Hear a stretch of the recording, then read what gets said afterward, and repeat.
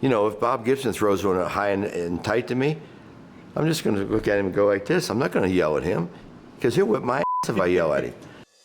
The more you knew about a pitcher, the more effective a well, hitter yeah, you're right became. about that, and that's why that's a good question, because that's why I think, and I tell this to people around America, that the easiest place to hit is the big leagues, not high school, not little league, Why is not that? minor league. I'll tell you why. Because the conditions are better, the umpires are better, the lights are better, and you face the same pitchers over and over and over again.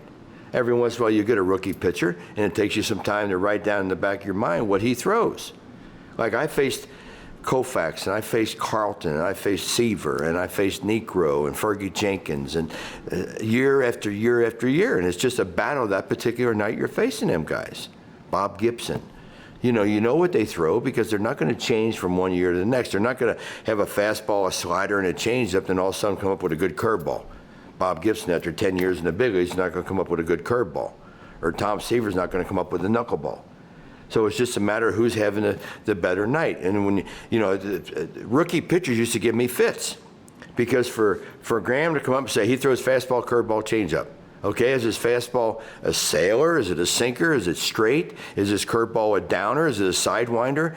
Is it a late breaker? Is it an early breaker? I have to write that down in the back of my head. I didn't have a book like Tony Gwynn had a book with all the pitchers in it. My book was my mind, my head. Interestingly, you said it's not just about knowing the pitcher's pitches and what pitches the pitcher's capable of throwing, but you wanted to know about the pitcher's personality. Sure, what do you because mean by that? Yeah, because you have to know what pitchers are going to throw inside, what pitchers are mean, what pitchers you can talk to, what pitchers you can yell at.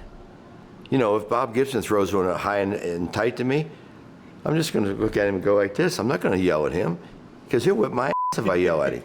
Okay? You pick on the little guys that you know don't want to fight. That's it. And my philosophy was this: if I can't hit a pitcher, I'm going to yell at him. Okay? Well, what am I trying to do? I'm trying to get him to hit me, because I can't get on first by swinging it back because he's got my number. So if he hits me, I get to go on first base, and I got a better chance of scoring a run. So it's reverse psychology. Any pitcher you would prefer not pulling that tactic against? Oh, I'm not going to yell at Don Drysdale. I mean, he's 6'5" and was mean. Bob Gibson, most competitive guy I've ever faced.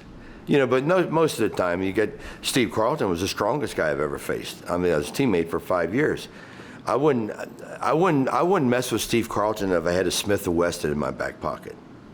This guy is tough, man. I mean, this guy, he could grab you. We had a fight one night with Pittsburgh, and they had all those trees on that team. They had Bibby, and they had Stargell, and they had Parker, and they had Ed Ott and Bill Robinson. You know, they were all 6'3", 6'4". He grabbed Ed Ott with 2 fingers right here, because he knew all the pressure points. Okay. And Ed Ott said, don't do nothing, Steve, I'm not going to move. That's how tough Steve Carlton was. You don't want to mess with Steve Carlton. So you just tip your hat and just try to get 1 for 3 off of it.